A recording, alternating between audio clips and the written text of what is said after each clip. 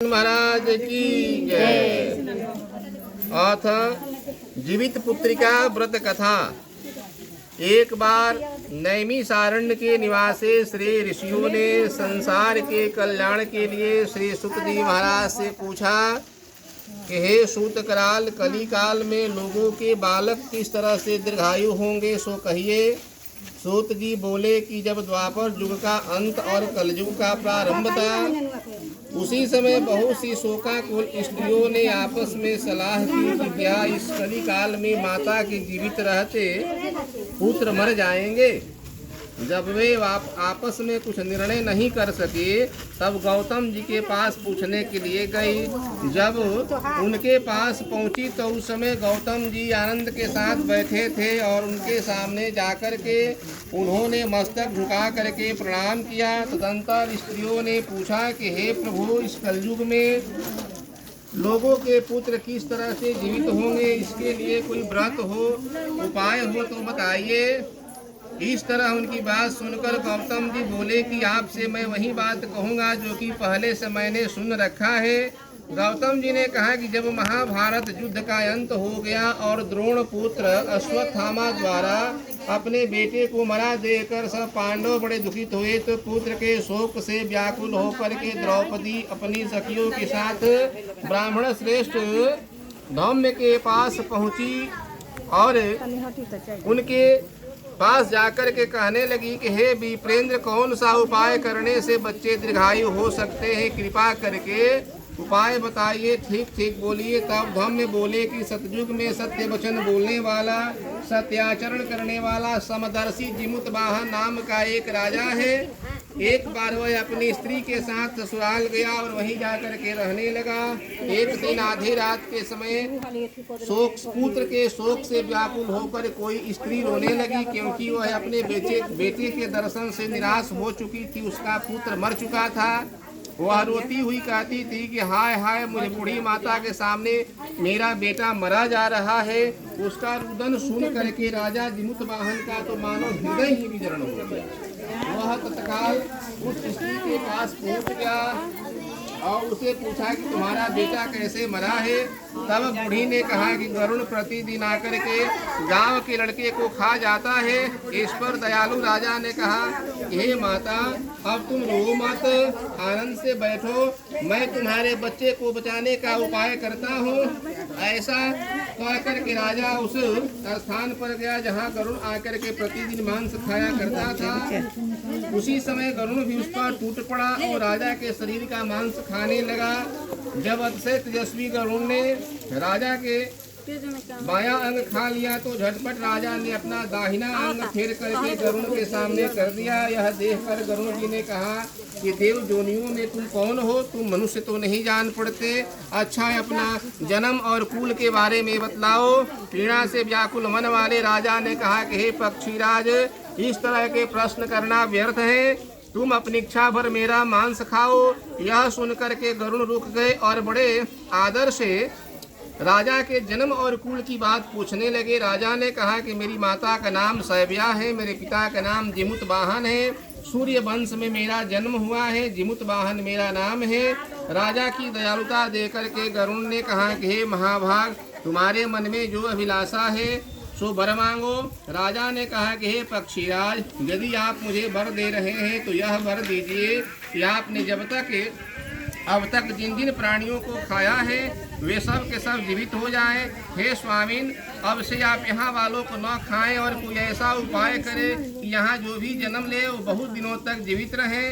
धौम्य ने कहा कि पक्षीराज गरुण राजा को वरदान देकर के स्वयं अमृत लाने के लिए नागलोक में चले गए। वहाँ से अमृत ला करके उन मरे हुए मनुष्यों की हड्डियों पर बरसाया और अमृत बरसाने से जितने लोग मरे थे सब के सब जीवित हो गए। और राजा के त्याग और गरुण की कृपा से वहाँ वालों का बहुत कष्ट दूर हो गया। उस समय राजा के शरीर की शोभा दूनी हो गई थी। राजा की दयालुता दे करके गरुण ने फिर कहा कि मैं संसार के कल्याण के लिए एक वरदान दूंगा। आज आश्विन कृष्ण सप्तमी से रहित शुद्ध अष्टमी तिथि है। आज ही के दिन यहाँ की प्रजा को जीवन दान मिला है। हे वत्स, अब से यह दिन ब्रह्म भाव को प्राप्त हो गया है, जो मूर्ति भेद से विविध नामों से विख्यात है। वही त्रैलोक्य से पूजित दुर्गा अमृत प्राप्त करने के अर्थ में जीवित पुत्रिका कहलाती है। सो स्थिति को जो स्त्रियां उस जीवित पुत्रिका की कुश की आकृति बना करके तुम्हारी पूजा करेंगे, तो दिनों दिन उसका सौभाग्य बढ़ेगा, वंश की भी बढ़ोतरी होती रहेगी।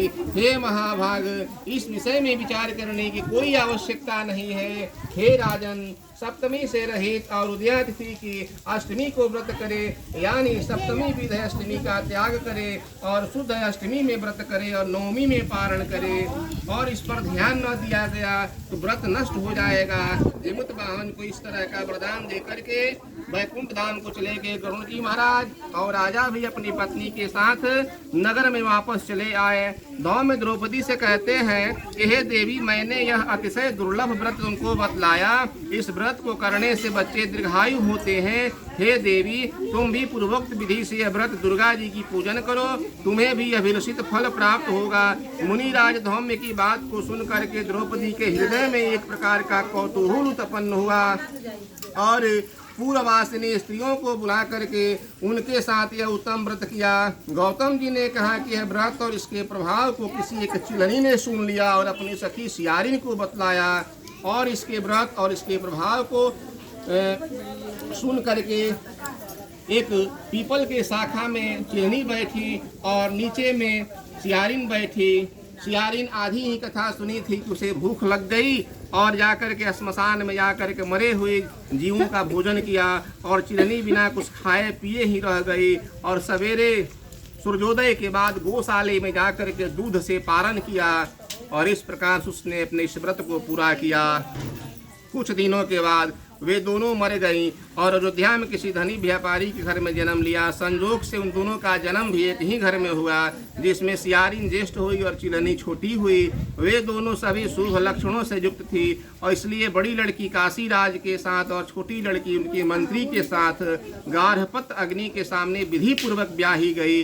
पूर्व जन्म के कर्म फल से वह मृगनयनी राजरानी हुई। देश किसी भी संतान को उत्पन्न करती थी, वह मर जाती थी, और पूर्व जन्म की बातों को स्मरण करने वाली मंत्री की पत्नी ने अष्ट वसुओं के सदृश 8 बेटे को जन्म दिया, और वे सभी के सभी जीवित रह गए। अपनी बहन के पुत्रों को जीवित देख करके ईर्ष्यावश राजपत्नी ने अपनी स्वामी से कहा कि यदि तुम मुझे जीवित रखना चाहते हो तो इस मंत्री के पुत्रों को भी उसी जगह भेज दो जहाँ कि मेरे बेटे गए हैं, अर्थात इन्हें मार डालो। यह सुन करके राजा ने उस मंत्री के पुत्रों को मारने के लिए कई प्रकार के उद्योग किए, पर मंत्री पत्नी ने जीवित पुत्रिका के पुण्य फल से बचा लिया। एक दिन राजा ने अपने आदमियों से उन पुत्रों का सिर कटवा करके पिटारी में रखवाया, और वह पिटारी उनकी माता के पास भेज दिया, किंतु वे 8 सिर बेशकीमती हीरे जवाहरात हो गए, और भले चंगे वे 8 लड़के अपनी माता के पास चले आए। उनको जीवित देख करके राजपत्नी को बड़ा विस्मय हुआ।